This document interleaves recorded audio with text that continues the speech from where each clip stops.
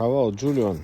Свист ремня устраняется, натяжка генератора, ключ на 13 вам понадобится и ломик, который точно не согнется, потому что сильно надо большое усилие упирать. Там упирается в блок, аккуратнее с датчиком, чтобы его не сломать. И снизу тоже болт на генераторе ослабляется, производится натяжка.